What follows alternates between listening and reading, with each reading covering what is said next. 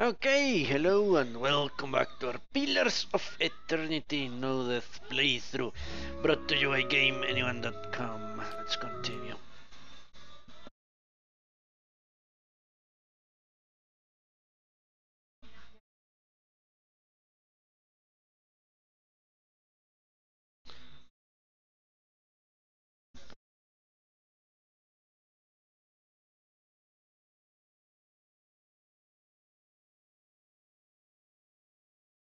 Alright, let's continue exploring. What is it? Elm's Reach. Hopefully music will kick in at some point.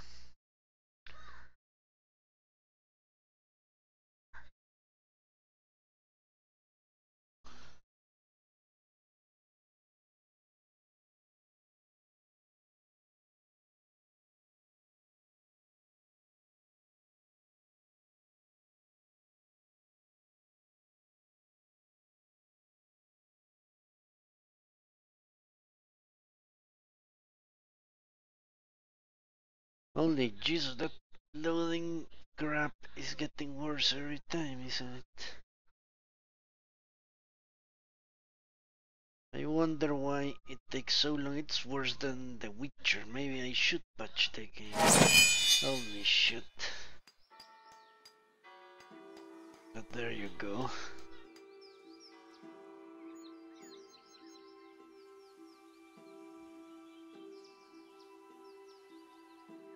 Let's go. Elm's Reach, yeah.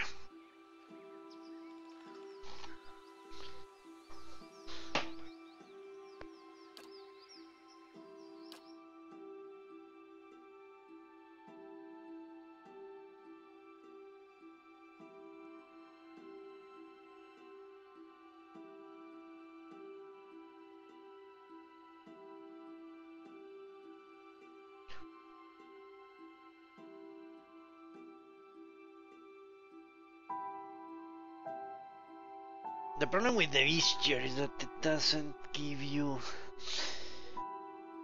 It should be level related, you know?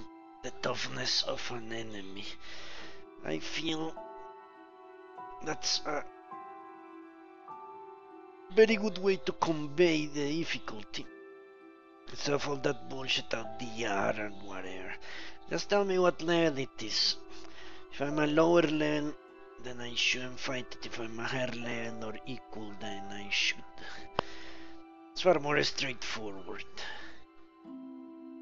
Definitely clearer.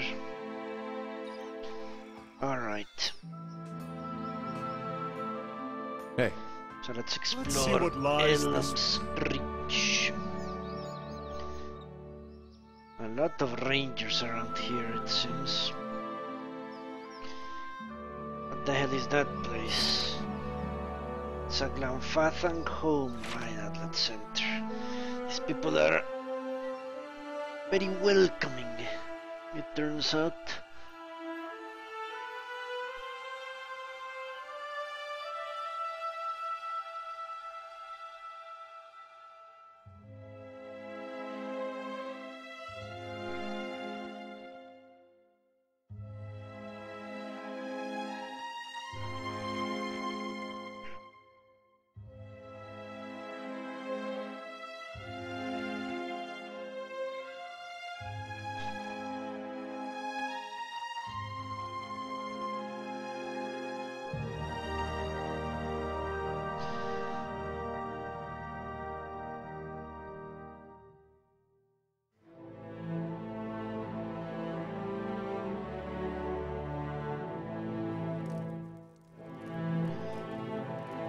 Alright.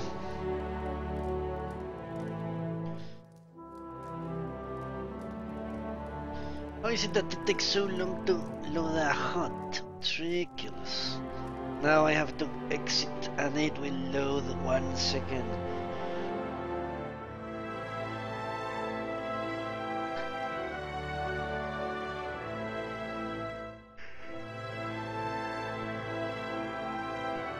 That's what I get for playing new games. But thankfully, Well, you could say, sadly as well, it is over.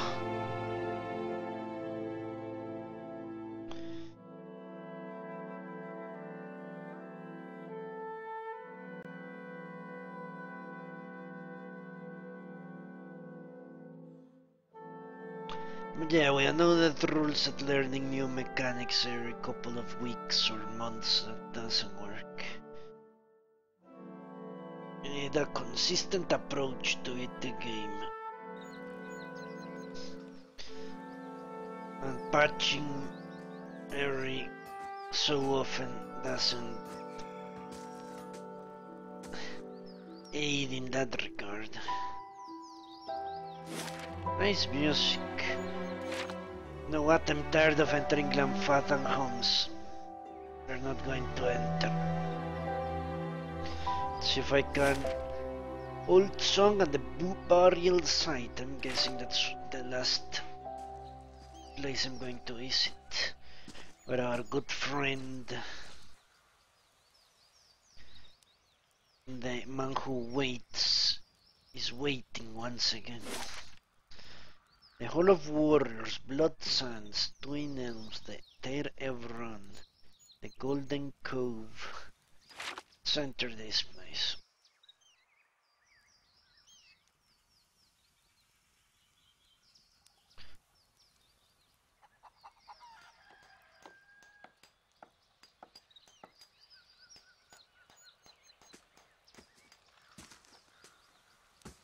The Hall of Warriors. I wonder what we shall encounter in there. Right, someone with a name. Not right now, as you can see, I've got important things to do at this very moment. Okay. No problem. No problem at all.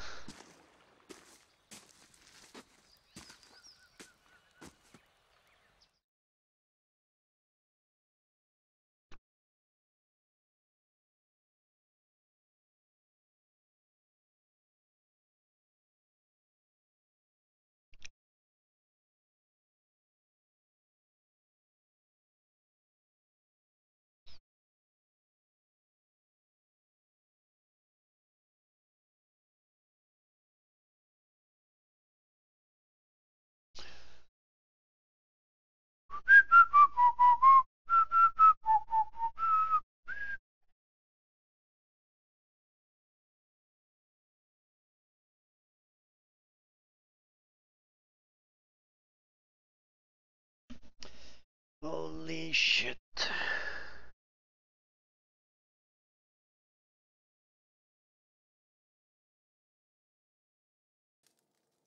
Alright.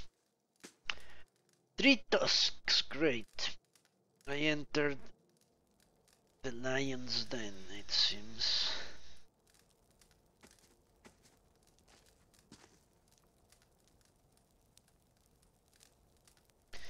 And they don't mind one bit. Seamok.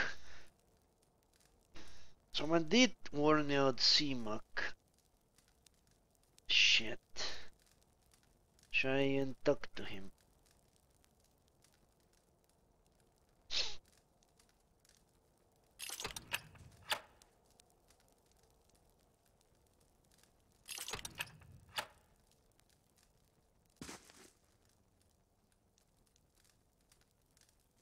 I think it was that woman, that Orlan woman, the guided compass leader.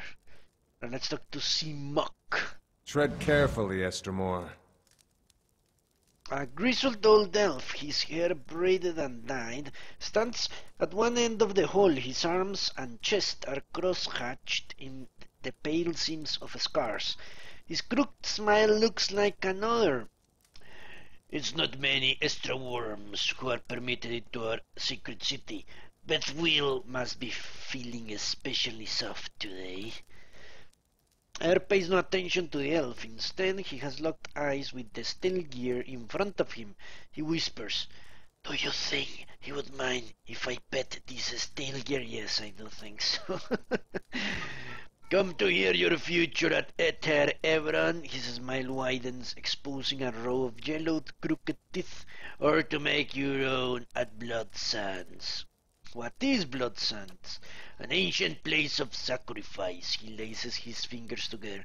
In a cave by the great elm themselves. Resting and his roots have been an integral part of Glamfathan society for generations.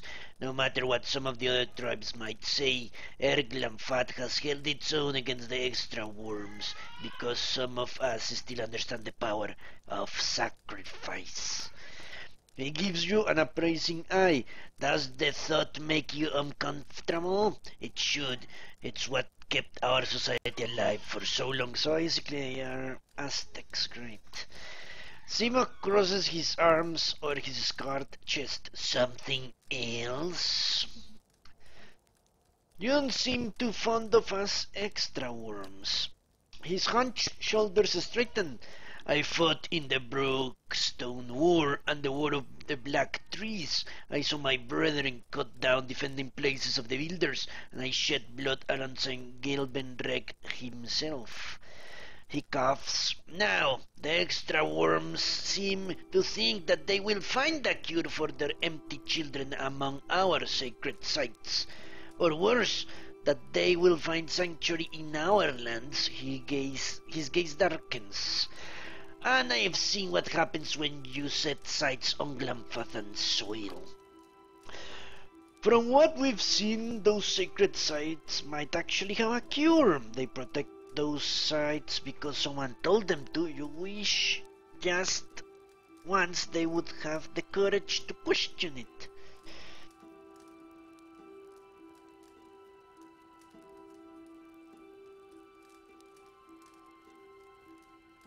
Why is there talking about this?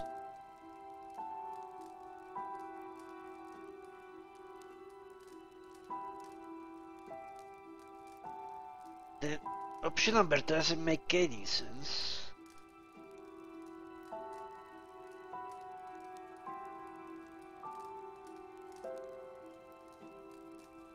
And this worries you? He snorts. I'm talking to Simok. This is ridiculous. I've seen too many wars for this not to worry me. I'm in my 250 years. I've led my people through 2 wars. Our borders have remained intact, and largely through the reputation of the Three-Tusk Stilgear. I've sired 1,000 children, but none have been deemed fit to take my place. I care nothing for the legacies that obsess the Extra Worms lords, but it is important that my successor continue this part. Is your role hereditary?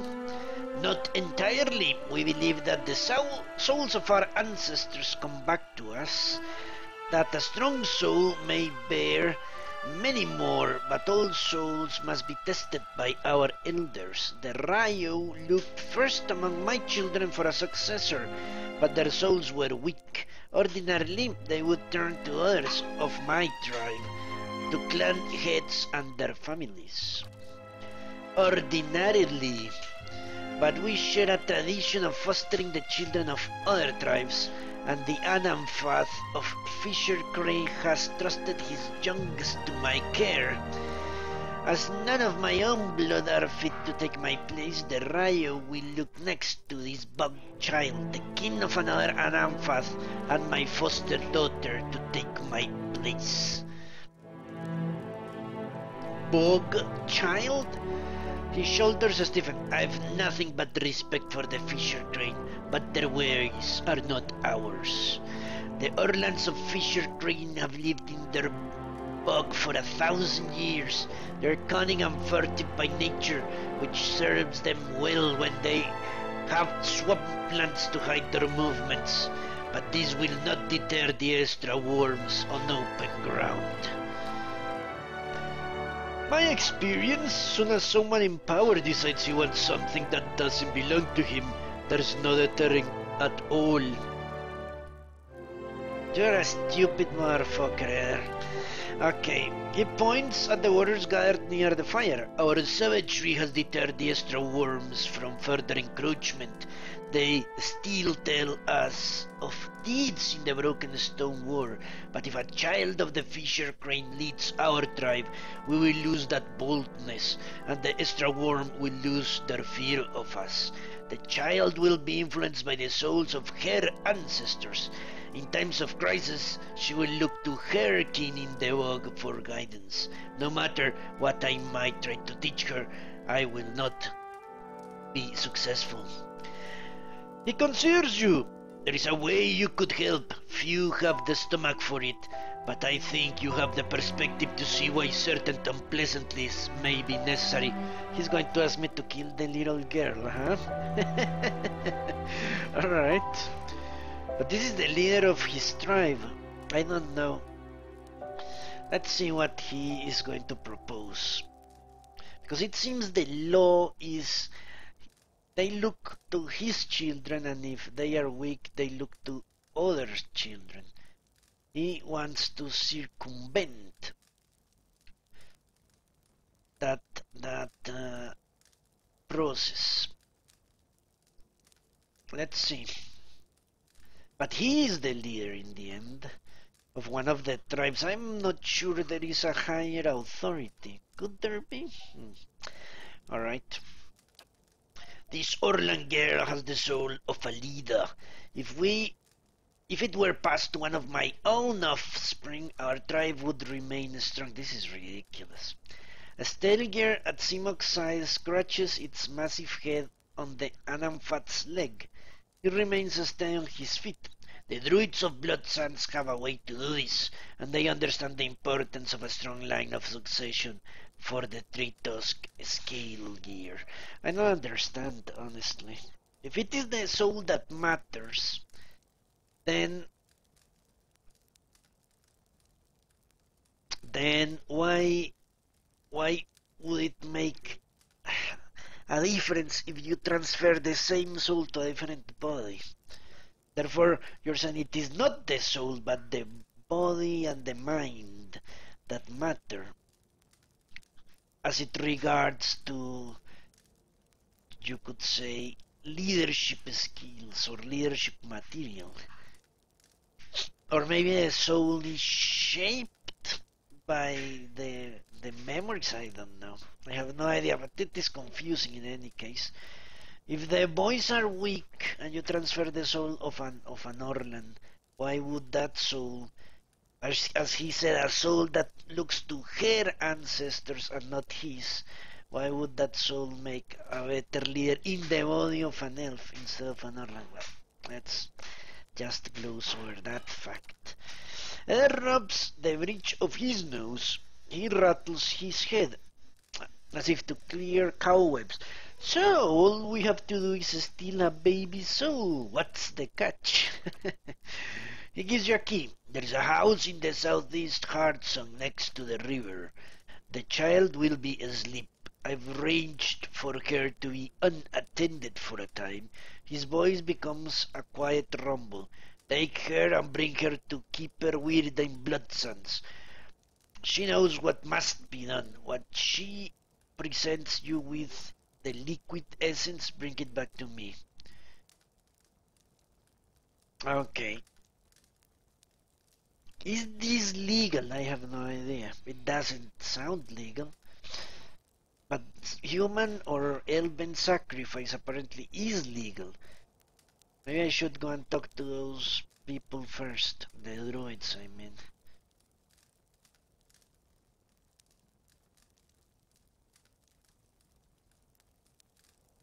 What will Keeper Idra do with the child? Have you seen the rituals of Bloodlines? She will sacrifice her. It's the only way to distill her essence. There you go. It is approved of human or whatever sacrifice. Sentient sacrifice. Right, of course it is. Kana lowers his voice. Anastasia, this man is clearly not well. That doesn't really matter to me. This is a very good question. Why me? Why not some other Glamfathan. I don't see why you need me to do this. Because I cannot do it without attracting undue attention. I don't relish passing my own burdens on another, but this will incite war between our tribes if I am caught. Aha! That doesn't answer my question. Is it legal or not? That only tells you that the other tribes will consider it an affront. But is it illegal? I would have to say yes, maybe. Because I don't know. How do I know the rules for hostages? I'm assuming you cannot kill them. How can you possibly expect to get away with this? Because he expects me not to allow it. If you know the girl, and one Orlan Bay will look much the same as the next. But let me worry about this. Ah, fuck.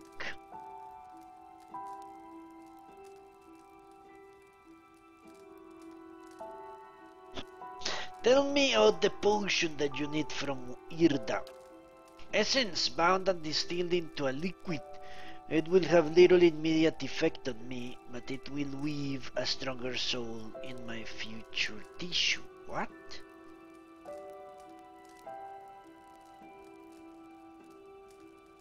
I should kill you for this, not really. I won't do this. Okay, I'll help him, because I don't know the rules for hostages, and they allow sacrifices, human sacrifices.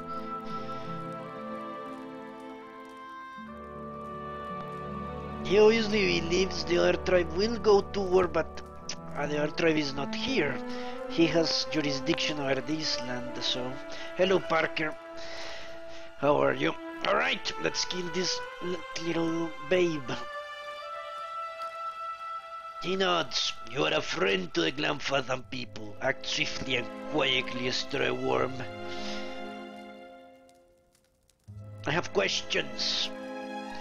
They are the same questions. Tell me about your tribe. The oldest and fiercest of the 6 great tribes of Glamfath. It was we who first defended against the Estra worms who came to shore 200 years ago. Really, so this guy has been alive the whole time. He was born before the humans showed up. We have always been the border tribe, and it has always fallen to us to hold the line against outsiders and invaders. What do you do here? And as Anamfat of the Tritosk Steel Gear, I guide our tribe in all matters. He looks to a main room of the hut where others have gathered. I am in Twin Elms to confer with some of the other Anamfatha about the Onolfen, your Hollowborn. We only have such birds here on occasion, but it has made us more vigilant about our neighbors.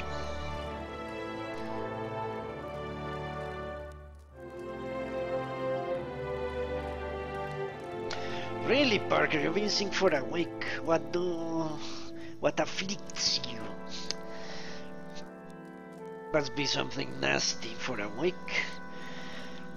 Alright, there are some of us who believe your Onolfen will be to be a punishment for the defilement of the builder's sites.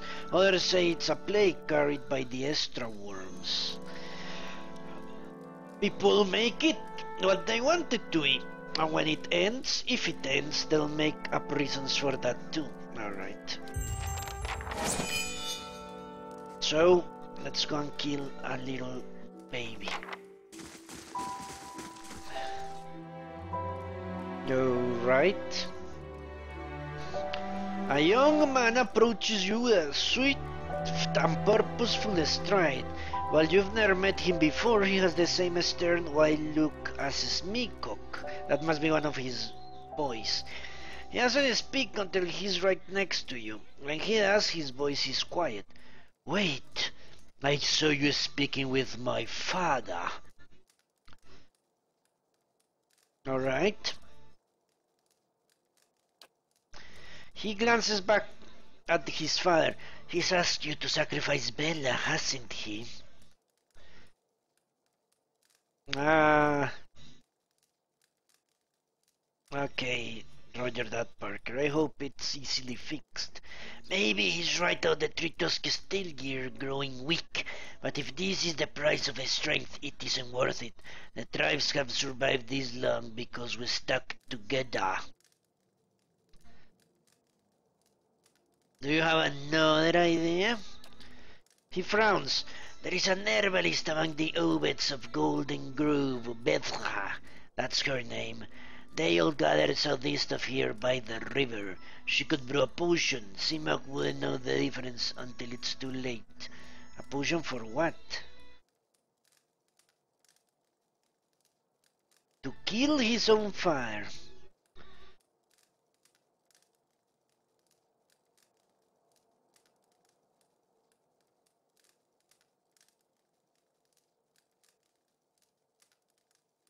You want me to murder your father?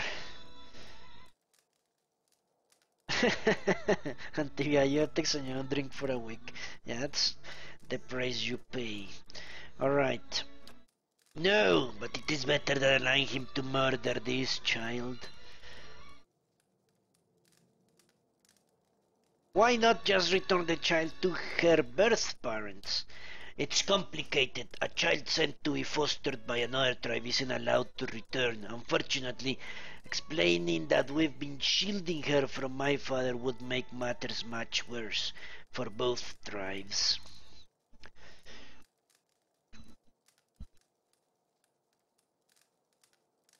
I've got to think about this. I'm not going to tell him no, but obviously I'm not going to. Oh, the leader overrides the heir apparent. He scowls. I hope you don't have to think too hard about it. With another glance, he backs toward the door. I'm warning you, stray worm. Don't go anywhere, Bella. In I'm my father's son in one regard anyway. Ah shit. As I said, the current leader overrides the desires of the eventual heir. I'm guessing that's the guy that's going to get his soul supplanted. And that's why he doesn't want his father to succeed.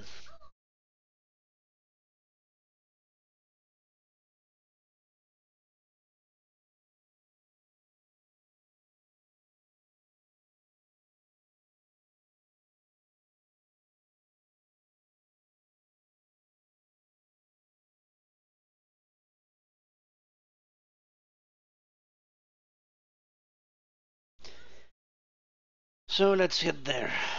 Why not? I only have 1 hour left to play in any event. So I need to head back to Hard Song or something like that.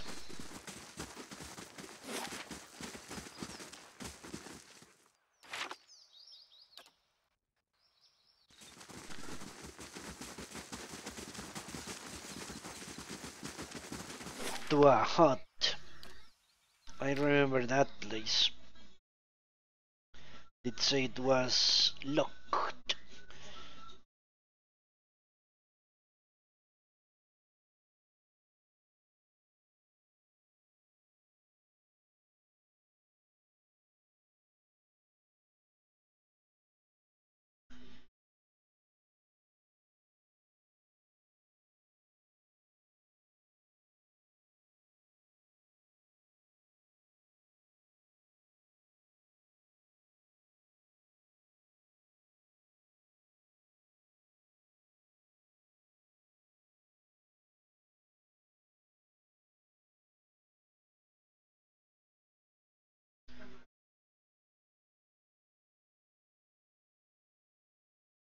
Okay, more loading. Holy fuck.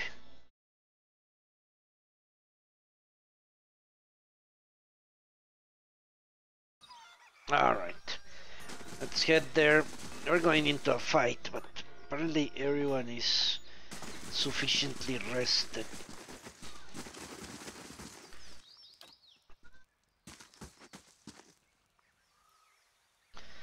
But you know what? I should rest. Let's go and rest. Not if I get tired in the middle of the fight. That would be horrendous. Let's go to this place.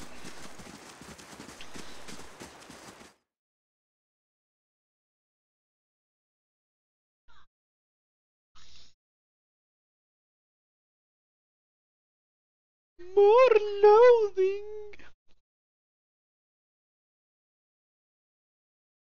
More loading!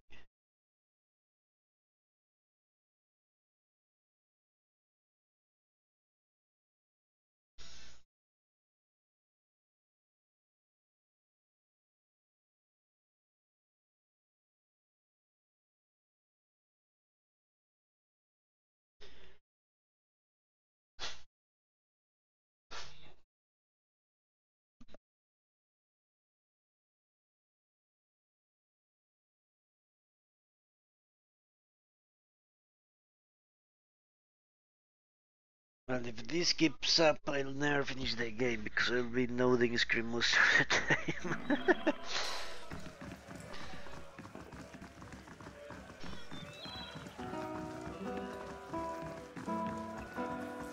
Good day, stranger. Let's rest. Why not? The Celestial Suite. Sounds nice enough.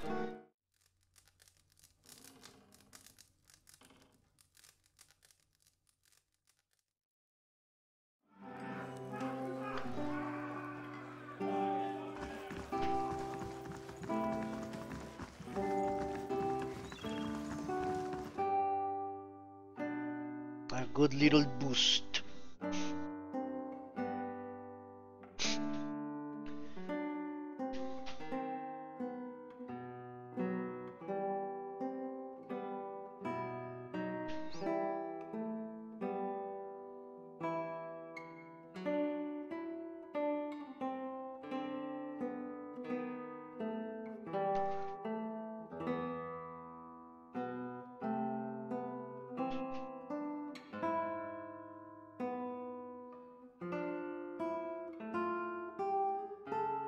Okay. I want to see something about my level. I need to read the manual again.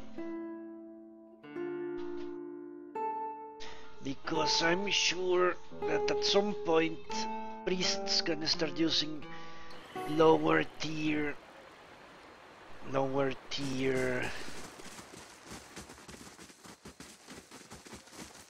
what is it?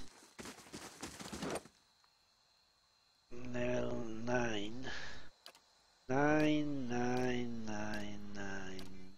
8. Okay.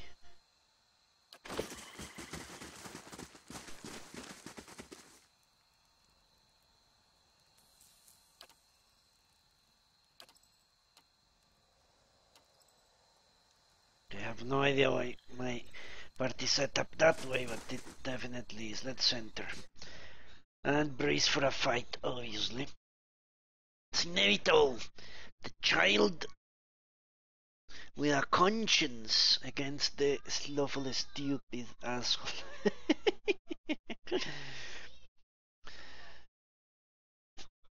Though it is not out of the question that he's doing it for selfish reasons. I mean, the son of Simok. Either he wants to overthrow his father, or he wants to save his own skin from transmutation or whatever the hell it might be.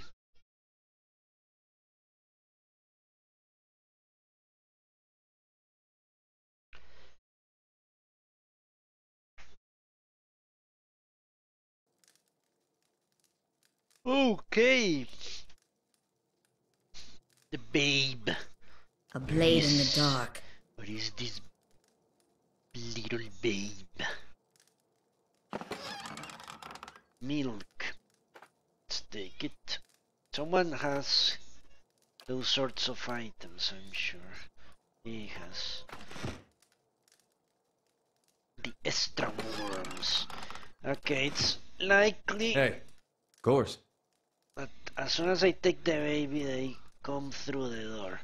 So let's put him in front of the door, if that's the case. An Orlan baby lies in the crib, tiny and dark-furred. Though her eyes are closed with sleep, she squirms under the blanket and nuzzles the pillow. Let's take him, her, whatever. I have a baby in my inventory. Now toss it into the fire. No, not really. I actually need to take it to the druids in blood sacrifice. Of course. Now, is this guy going to ambush me out here?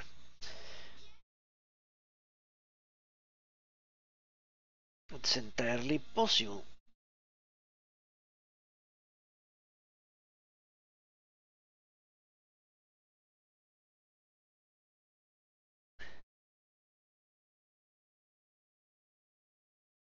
The extra worm. More loading. Let's play the waiting game.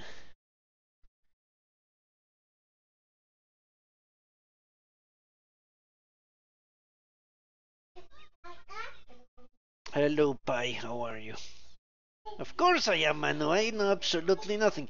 You know what? Yesterday, a good actual expert out this game came here and told me, there you go, the fucking guy ambushed me. I knew it. Dira's weapon is drawn. His eyes burn with anger. He looks more like his father than her. I knew my father was a soulless beast, but you... I've hoped you would choose differently. Okay.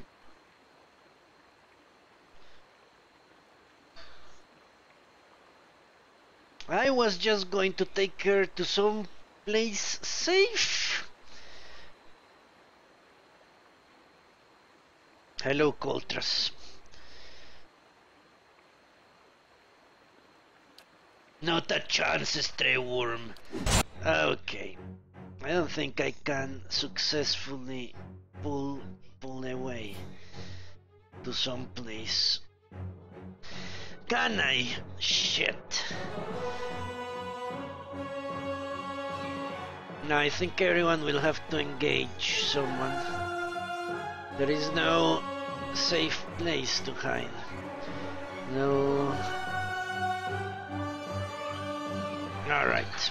Eh? Time to engage them. Huh? Hopefully they're not too hard. Following your lead. The cipher. Well, that sounds like something bad. Let's attack the cipher with our archers. And What is it? Let's blast away that dude. Okay.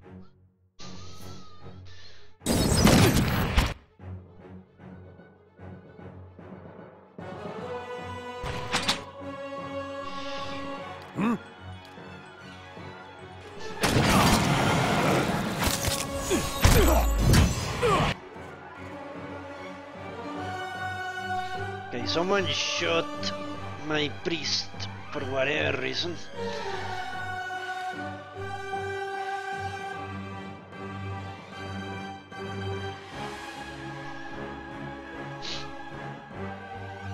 Alright, let's wait. What? Where is consecrated ground? There it is. What? No, no. You need to come here. Alright. consecrated ground. What the fuck? They charmed air, great. Well,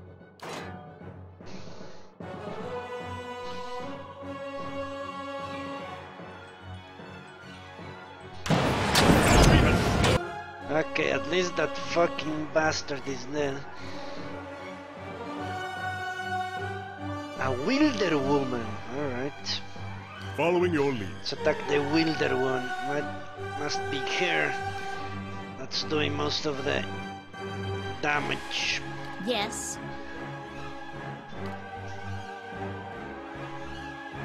Need to put him on the defensive.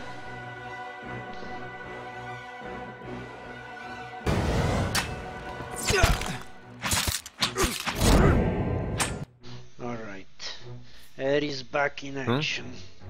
Attack this lady, if you're so kind.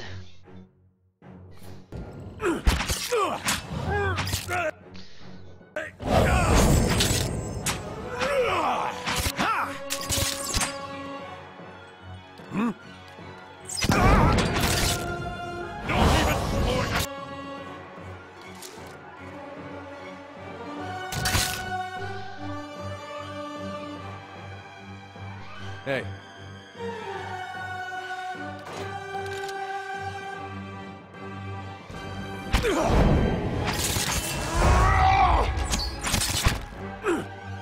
On your word. Oh, I'm 10!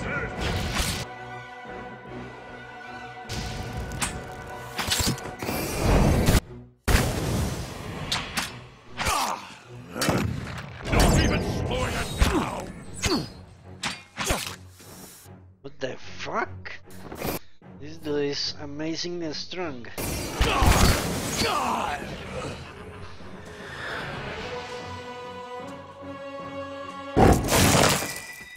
Alright.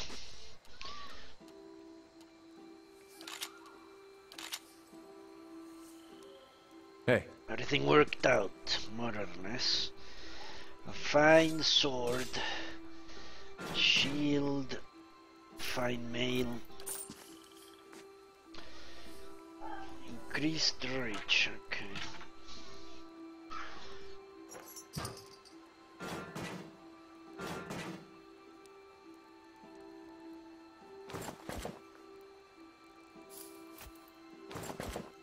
More money. So these guys actually have money. An exceptional hatchet. It's actually something I might use. Let's keep that in mind because I have people with hatchets, I know it for a fact.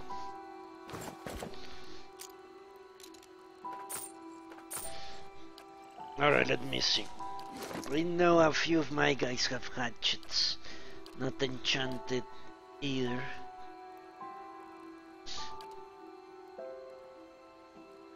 Maybe I don't know, she does. Alright. So she gets the fine hatchet. What? There it is.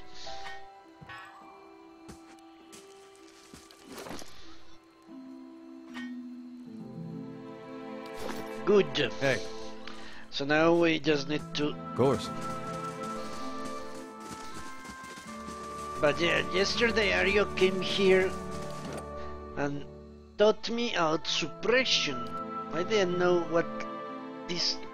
that if you actually used several items that give you the same bonus, you don't get it. Had no idea.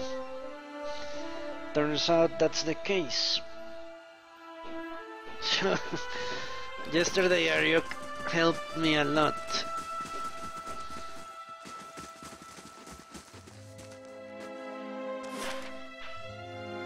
Taught me something new, of which I had absolutely no idea.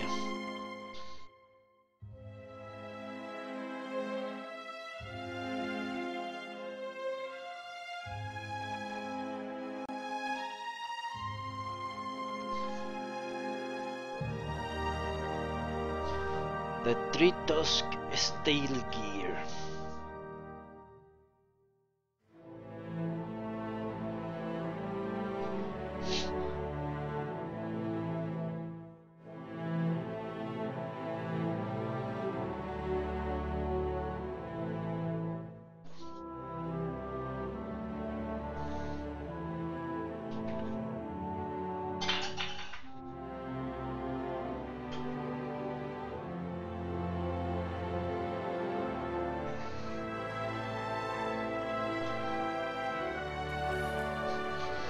So we're going to a blood sand sacrifice chamber.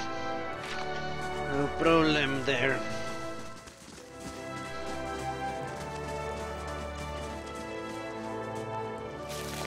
I think I can be fairly certain, since the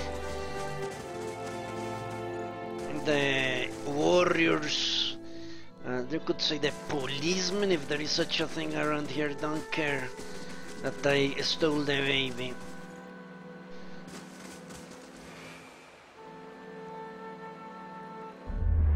I mean, You have stayed true to our cause, Inquisitor, when so many others have not. For every heretic we confess, for every betrayer that burns on our pyres, new sheep continue to flock to Iavara ex Encios. But not you. I underestimated you in the beginning, but no longer. You honor me, Grand Inquisitor.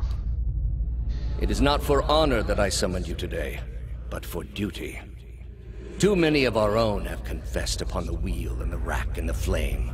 Too many of our faithful have had their minds poisoned by the Kratom witch. The tide is against us now. We have but one option. Iavara's following must see her exposed for what she is. She must confess her heresy before my court. How would we reach her? Not in Kratom, surely. Their lord has embraced her heathen faith and protects her with his army. But in Oceanus, things would be different. The king of Oceanus is a sinful man. We have helped him to see the error of his ways, and now he fears for his soul. He would pay any price for absolution. But how would we get Iavara to Oceanus? You have already done much for the Inquisition. I wouldn't ask this were there any other choice. You need to become a prostitute and throw her out. Guessing bait. So it turns out Theus does not always get what he wants. He was having some troll manipulating people in that era or whatever. Shit. Those things are dangerous. Two identical women seem to fade into view as they move away from great trees that camouflage them.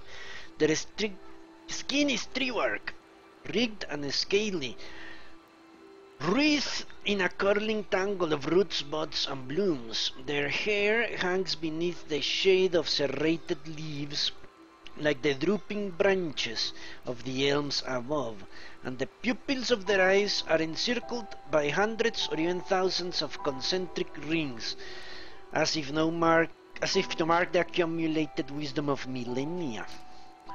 One of them extends a snarl of roots toward you that snakes and twists together to form something like an open hand, palm down. Turn around, the flesh creature. Outsiders are not permitted to approach the elms. The other stares at you unblinkingly as her frown deepens, her face creaks. Do you not feel it, sister? Something familiar. An ancient soul like the other one. Another defiler, no doubt. Let us fell him and be troubled no more. It would pay the debt of his predecessor. Fuck. So it would seem, Ringwraith. But we must not hasten to judgment. I see a different motive here, different questions in these eyes. What of it, young trespasser? Is it as my sister says? Or are you to stay in this place with foul deeds? Alright.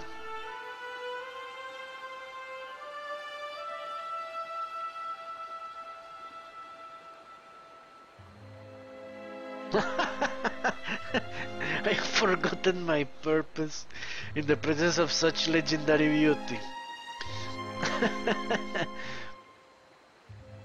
I seek a man who came through here. It sounds as though you have already met him. There, by his own admission, Sidja. Really, sister, as you wonder why your lips begin to fall out before midsummer, Ringwain opens her mouth to respond, but all that escapes her knotted lips is an exasperated, rustling sigh. Clearly that Matt did not want to be followed. Whatever the relationship here, I suspect it is anything but cordial. The answer is yes, old one. We crossed paths with Theus not long ago, and we can't tell you where he went, but I find it curious that anyone would seek him out, suspicious even. If we are to help you find him, we would want to know why.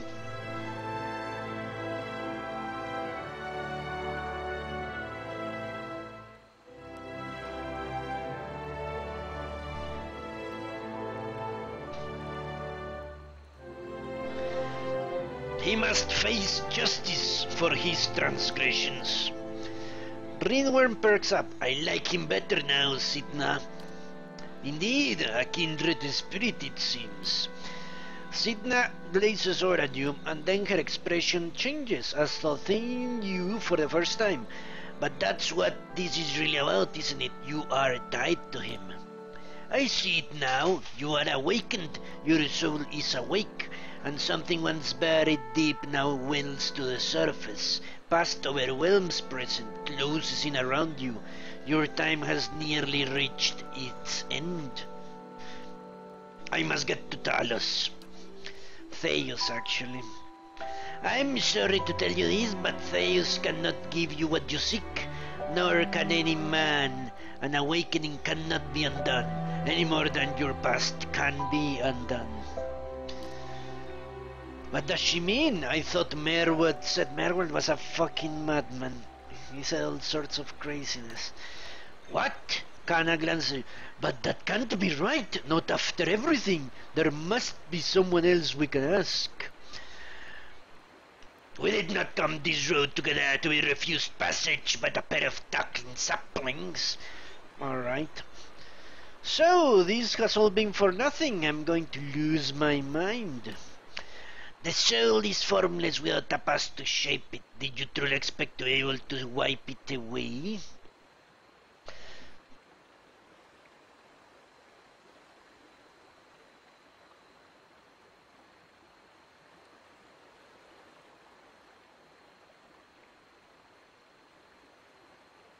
This is the truth. I didn't have a choice.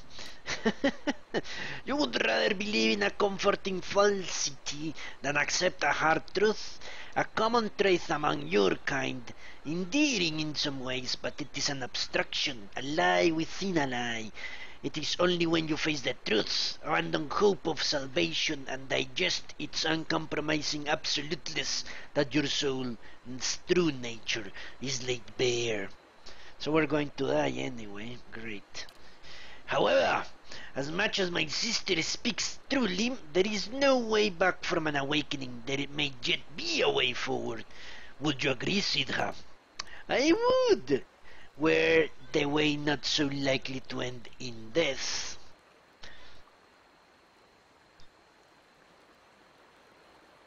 What is it? The man Theus you must already know by now.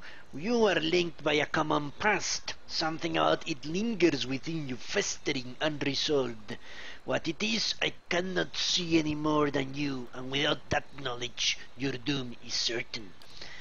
But were you to learn the source of this discord, perhaps it would put to rest. Though it is equally possible it will trouble you as much now as it did then, merely speed your condition to its end. My past comes to me in pieces. How do I unlock the rest? You might wait for it to come in its own, of course, but when it comes, it will replace your sanity's last breath. Such is the nature of your condition. or you could learn it from someone who already knows. Thales, would he remember? It is said the gods made his memory perfect, that he may never forget his charge. If he ever knew, he still does. But that is the truth. He has kept his identity for millennia. Not that he would tell you, of course. You have followed the right person for the wrong reason, it seems. We see it often beneath the elms, the soul dragging mind and body to unknown places for unfathomable reasons. You may have wandered into Thales' path many times, in many lifetimes, without an awakening to show you why. The only thing that's certain is you did not find what you sought. You said you know where he went. Shia nods, causing her leaves to shuffle against one another. He has already gone beneath the tower to a place older than we, where the people of Enwith once walked. He makes his way to the buried city, sun in shadow. May he stay down there and rot with the remains of his people. He may yet. He won't be returning the way he came, that much is certain. He opened a secret path in the tower's base, and saw it destroyed behind him through some vile mean. Is there another way to get to him? We know of one. On the burial site, through the court of the penitents, Braith Yaman, a shortcut, in fact. Don't be cruel, sister. The way my sister speaks of is not for the faint of heart. A great pit at the center of a forgotten court where fates were judged in place of crimes. Though most it is simply a gateway to death, with the help of the gods, it can take you where you want to go. What do you mean with the help of the gods? The pit is said to have been a means of judgment by the gods. Those cast into it are meant to die. It is that way you must pass to reach sun in shadow. So I must die in order to advance. Great. The court is old. We don't know much for certain, but it would seem only the gods themselves can grant passage. What is the court? No more than a ruin now. It is older than we, a place for the trial of heretics. We were not here to witness it, but at one time there was a group that refused to acknowledge the gods, neither the first nor the last, of course, but these were numerous and all put on trial for it. Those who did not repent were cast into the pit, imprisoned below. So you don't die. It's like that Grimrock game. The fall killed them, of course. The prison was not for people but for their souls, and their sentences were eternal. It is said that many of the condemned repented and were permitted by the gods to ascend from the pit, so long as they pledged their service to one of them. But these are old legends. How will I ever get the gods to help me? Human sacrifice, okay. Behind us is Sir Evron, said to pierce the shroud itself, a place of communion with all the gods. If ever there was a time for prayer, you have found it.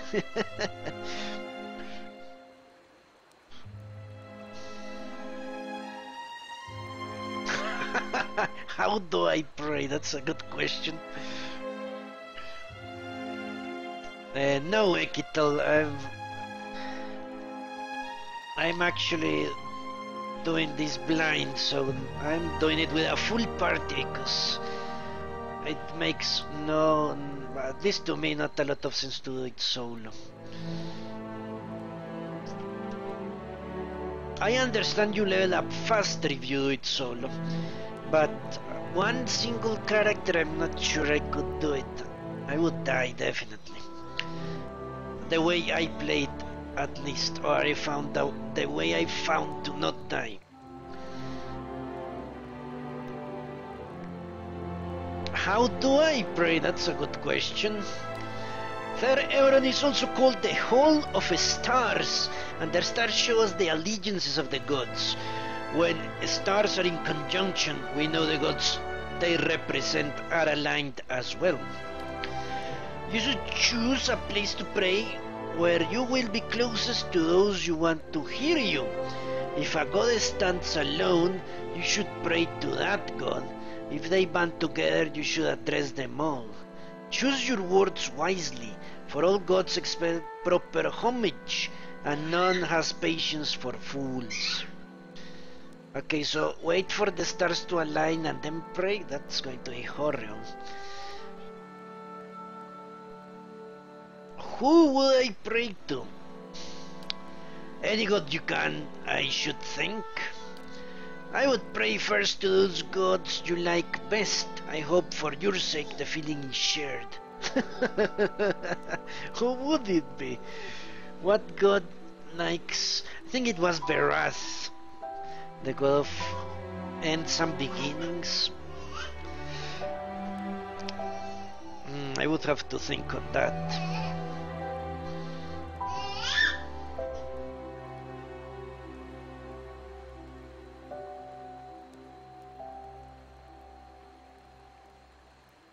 So, the only way through is to pray for help. No, not the only way, just the one that doesn't end with your body impaled on jagged rocks. Alright, let's ask for something else.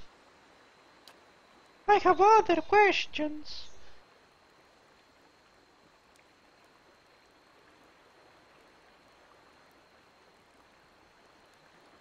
Okay, let's ask more about the praying. Okay, goodbye. Before you go, tell me this, old one. I'm curious. If you were to subdue your enemy, what would you do with him? What would give you peace?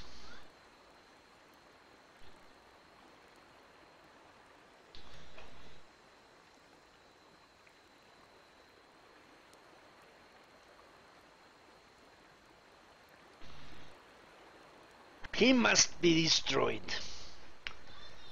And definitely he must. A just end for a vicious man. Give him our worst. All the same, think on this matter. Be assured in your course. In the end, it may mean all the difference. Not just for his soul, but yours too. And be warned, some questions have answers that can never be learned. And it is those that trouble the soul above all others. You must find an answer to yours. Alright, but I'm not going to do that. I'm actually trying to reach the blood sands so I can sacrifice a little baby.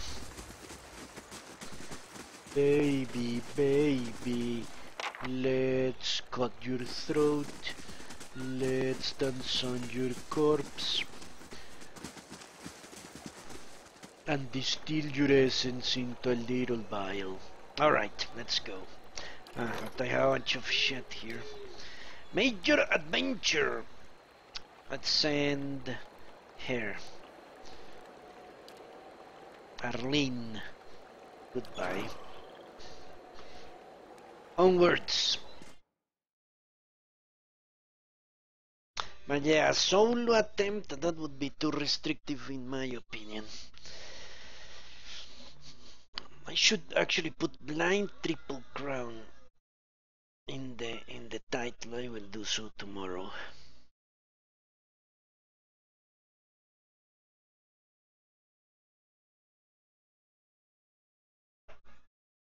But what can I do? I'm forced to kill the little baby.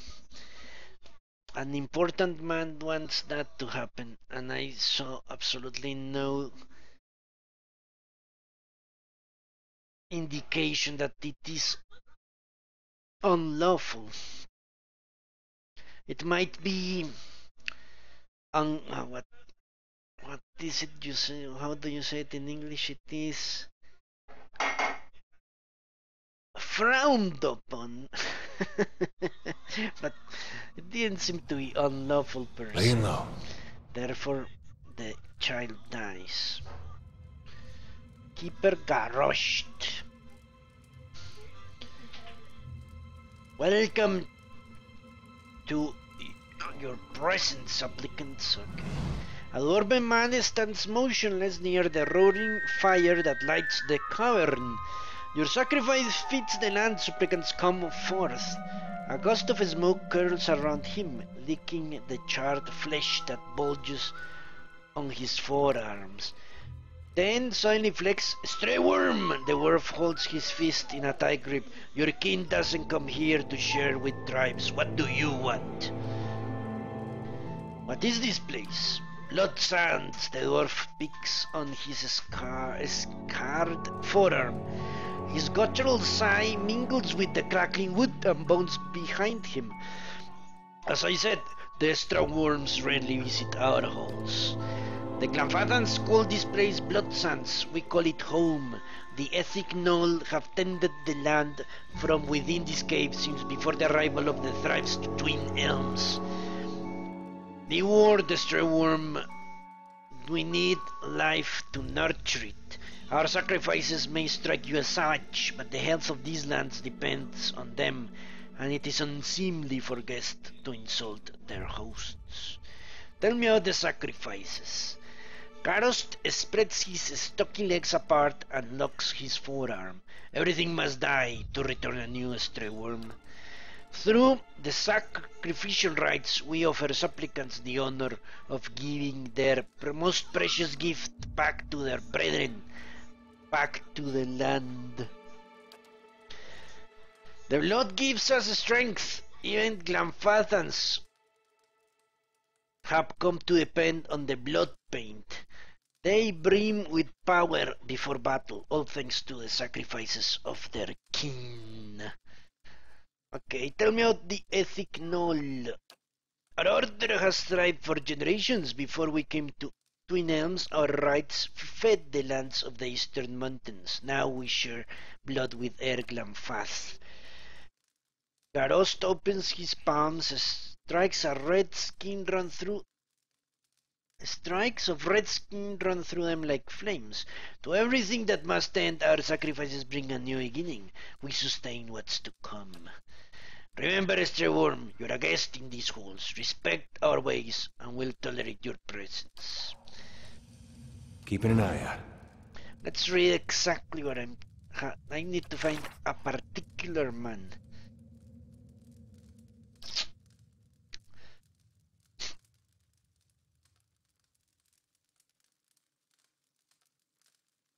Okay, he told me I should talk to a person here, but I don't see his name.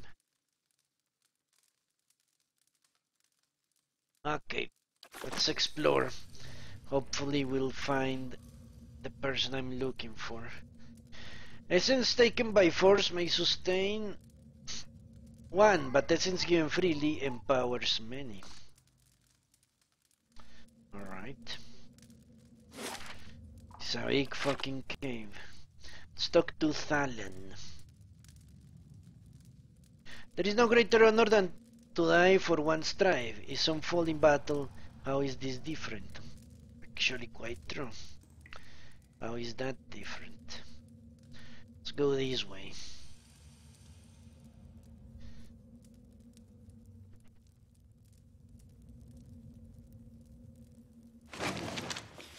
Coco. Naka.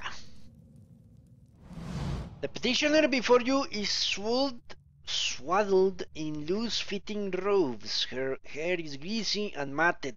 A glossy film of sweat and grime coats her exposed skin. She has swollen features of pregnancy and several missing teeth in her big grinning smile. As you approach, she slowly turns to you and examines you from head to toe, smiling the entire time. "Joyous day to you," she says. Despite coming from a weird body, her voice sounds resonant and relaxed. "I am Naka, midwife and Lord Kippa."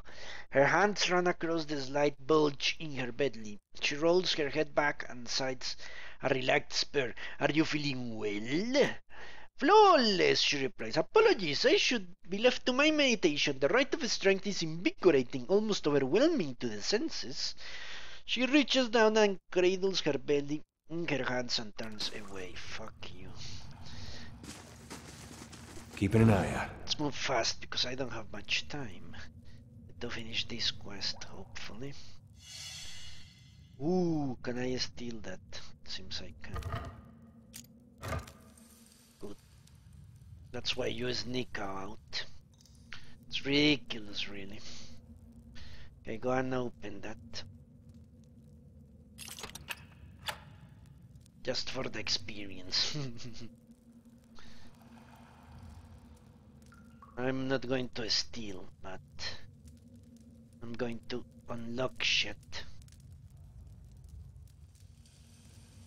Alright.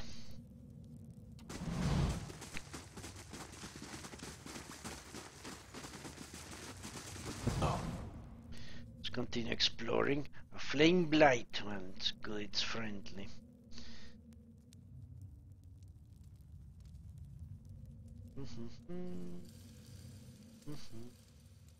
So people jump into volcano. More or less. The heat emanating from this pool threatens to sing your flesh. Holy shit.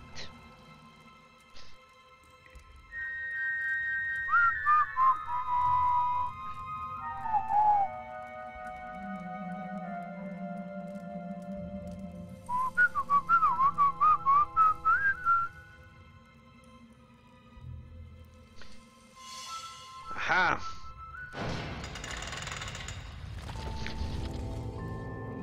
There is blood in the ground. Trap detected. Let's see if we can disarmed.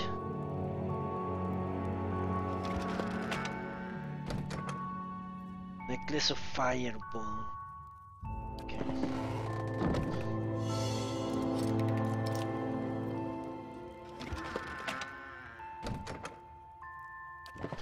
As I said, I cannot steal. Then. That would be unlawful. So, whatever. Just wanted to see, since it's a rather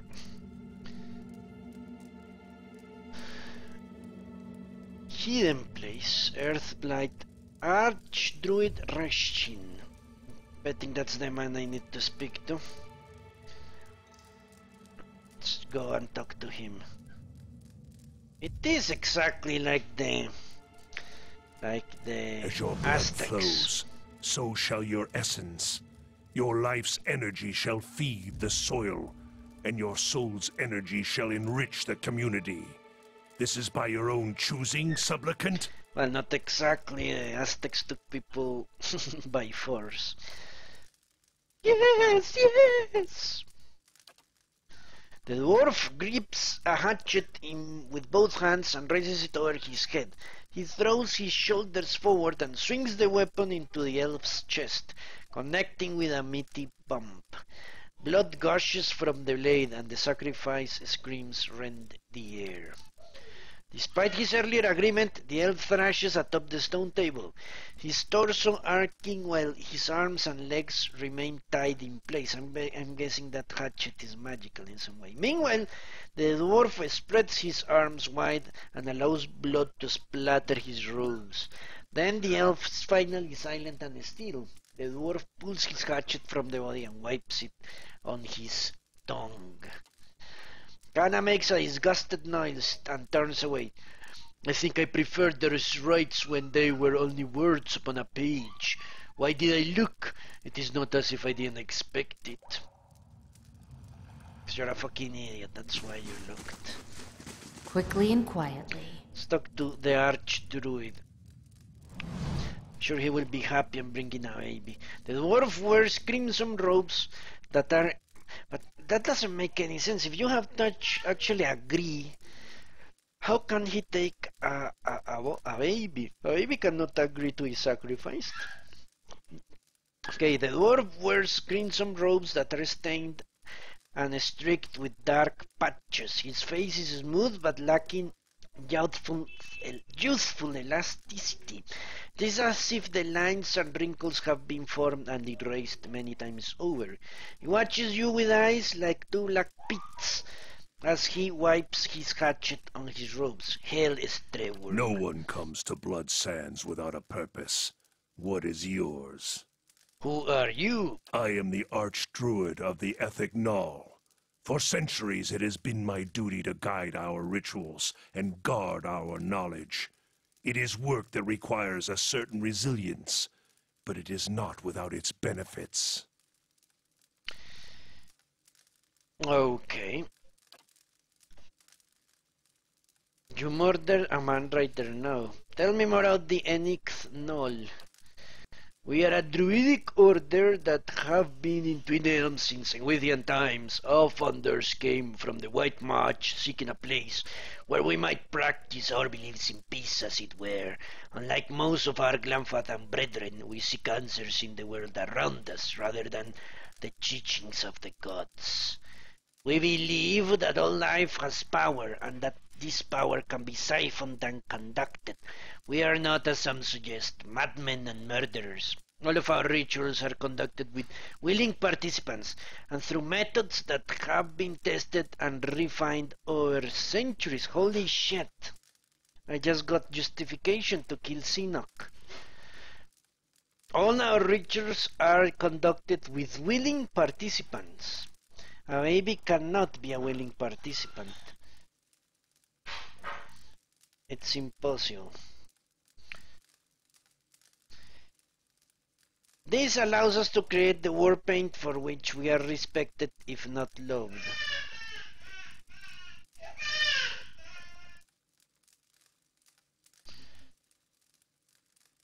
Okay, I want to know more about the sacrifices. A guttural laugh rumbles from his throat. We merely believe that in giving up something of value, the energy from the sacrifice can be diverted elsewhere. It is not so different from what folk practice all over the world. If you want to turn the soil, sail a ship, or move a cart, you must spend energy. But we are best known for our practice of Kith sacrifice. This is the most potent form of sacrifice because it releases the most energy. We distill the essence of an entire soul into raw power that can strengthen the body, fortify the soul, and extend life. More than a little different from sailing a ship. An interesting perspective, even so. The Glanfathans are never half-hearted in their superstitions, are they? What's war paint? A special unguent binding raw essence into the wearer. It grants incredible advantages in combat and has made us indispensable to the tribes. Whatever they say about our practices, almost all of them have made use of our war paint at some time or another. Fascinating indeed how most strident objections can be overcome by circumstance. I would like to buy paint, that's for sure. I'm no merchant godlike. Talk to Keeper Wood Irda, that's it. She's around here somewhere. That's the person I'm supposed to talk to. How are you different from the Obeds of the Golden Grove? A dry laugh rasps his throat. Golden Grove! I remember when Nerona came up with that name. Used to be as green as the rest of the forest, you know. We are more similar than they would like to admit. We both believe in achieving power with a double-edged aid of the gods, but their fantasy is pure creation, something from nothing. They blind themselves to the fact that all life, from the mightiest dragon to the slimest blade of grass, requires death. The greatest ends require the greatest sacrifice. So I guess they are some sort of vegan sacrificers or whatever. But then there is a problem. The guy Simok said one baby won't look so different from another. That means they sacrifice babies? I don't understand. Do they sacrifice babies? That's a good question. He seems to say a willing participant. I don't think a baby can give consent.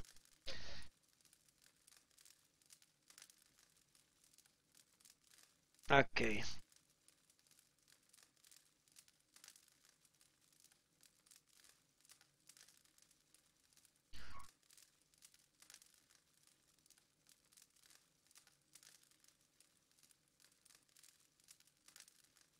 An interesting thought. I'll have to ponder it further. A wise enough sentiment. Alright. Okay, so I need to find Irda. Light, flame, and sound. We'll keep to Or ourselves. Weird, or whatever the hell the name is. The question becomes, do they sacrifice babies or do they not?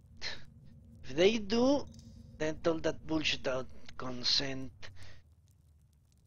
But he said it, they must give consent, which means a baby wouldn't qualify. At least in my mind it wouldn't.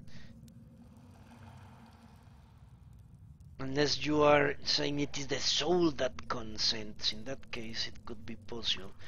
But he actually asked point blank, do you consent? A baby cannot answer, a baby doesn't know language. He cannot understand the question itself. So I think we need to kill Simok, because he is doing unlawful shit. Or at least maybe I can tell the guy that compass woman. I'll try that first, talk to another Anamfath and see what they... Let me find this woman. I might do that tomorrow, because obviously today we're not going to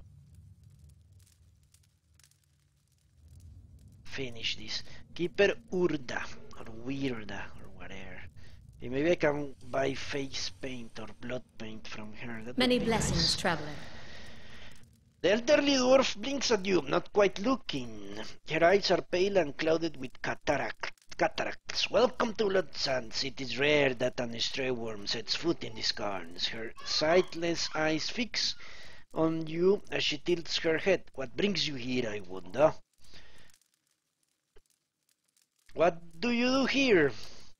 I sell and maintain certain goods for preservation of our order, and I'll perform some of our ritual sacrifices. How do these sacrifices work?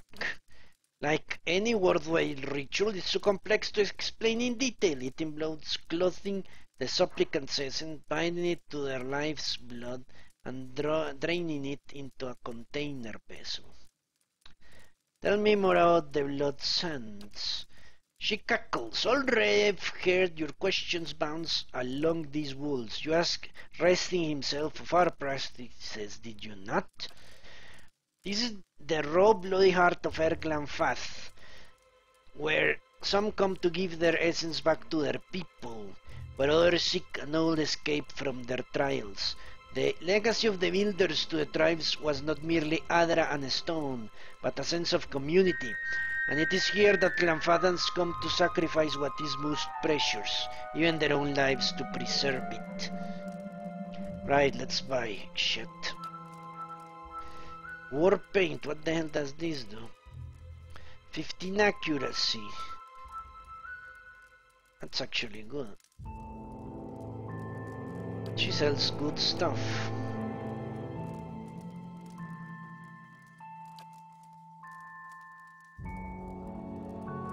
You know what? I'm going to buy all these potions.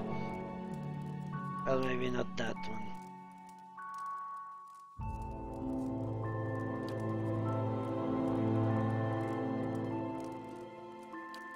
Until damage, that's ridiculous. Alright, let's buy this. Let's buy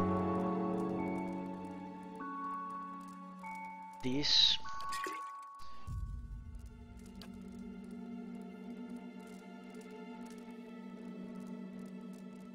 I don't think that is useful, but let's buy it anyway. Have so much money, it doesn't matter. This one could work.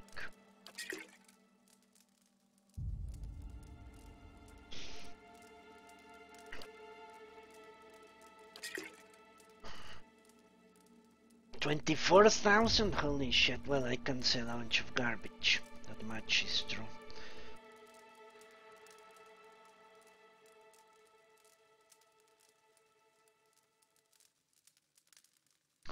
Alright, let's sell shit.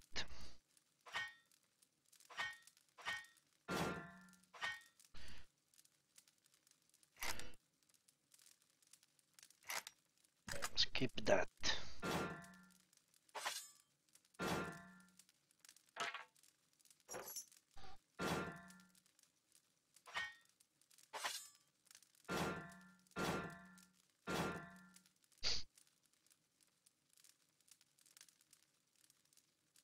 Seems to me like I'm not going to change my party anymore, is it?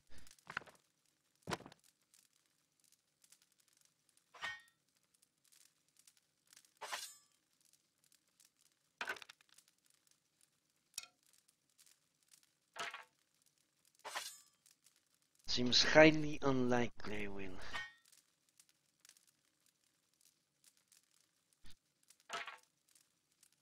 Alright.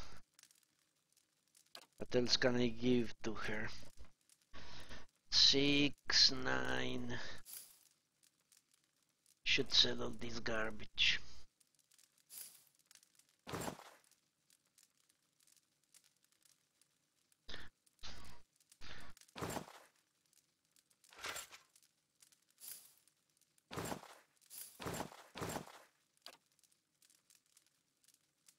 I have a necklace of fireballs.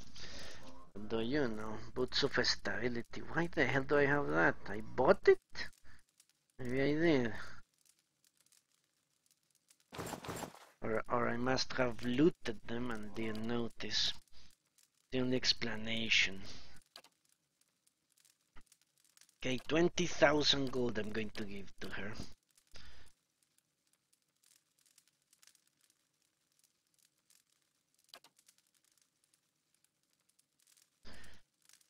Let's trade it. So I truly think okay, first let's switch this. Interfering exceptional. 8 accuracy. 5 deflection without this.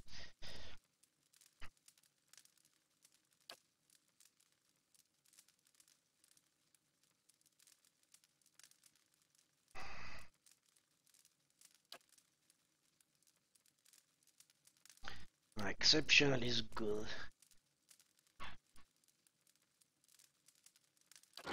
Now what about these boots? Defense against push attacks. That's actually something that he could get behind.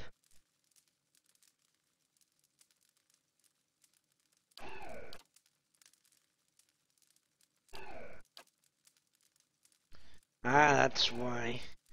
Fulbano's boots could give her consecrated ground and him the stability thingies. You know what, let's do that. Necklace of fireballs, what the fuck? Cannot access my stuff, great.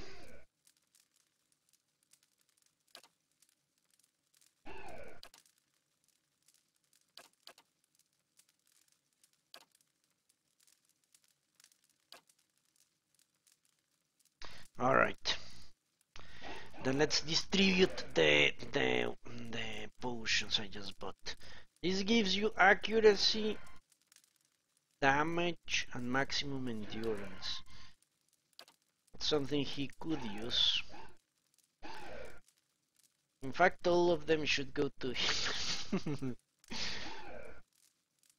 So many potions. 130 endurance.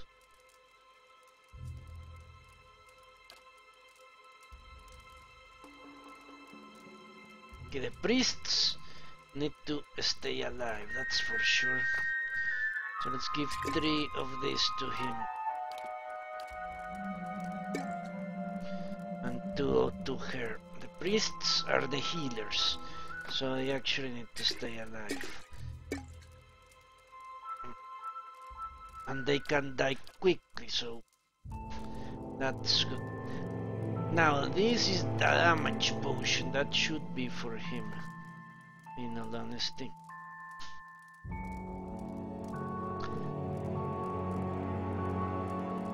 Maximum endurance for 20 seconds. No, that's not true. Let's divide them between the 2 of tanks.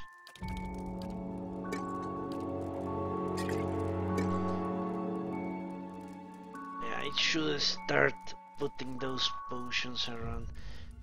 Potion of major regeneration. They should go also to the off tanks. Okay, that's a potion she needs. Okay, let's give that to her. Now maybe to these guys, yeah. Extra healing to the priests. So they can heal people or revive them even if need be. Without this, alacrity. That's movement speed, attack speed.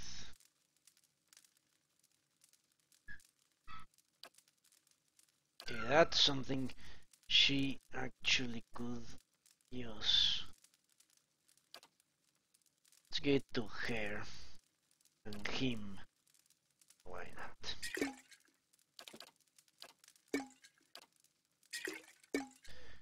What's this? Of major recovery.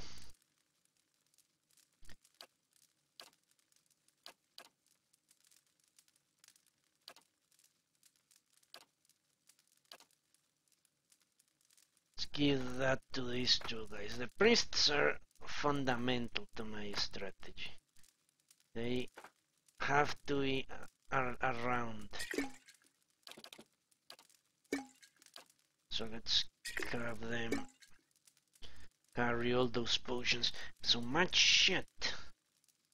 Really need to... For example, this should go here.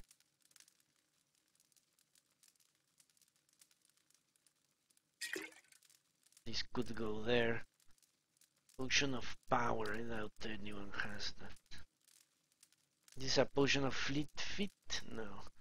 Deleterious. Didn't I just get one of those? Let's give it to her. Need to start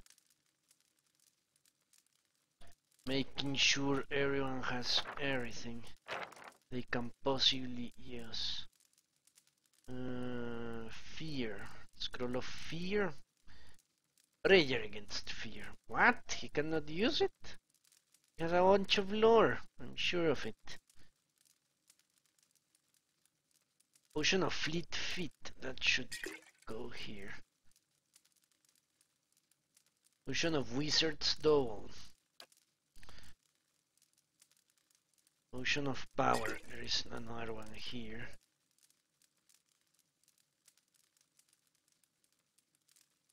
Okay. So I guess that's it. So tomorrow we shall go and find the poison to kill Simok, because it's obvious babies cannot give their consent to being sacrificed. Therefore he is trying to trick me into doing an unlawful act by the rules of these priests, and he must die. If only his child had told me. If only. But too late for that. So thank you very much for watching, and I hope I'll see you next time. Until then, have a good, pleasant evening.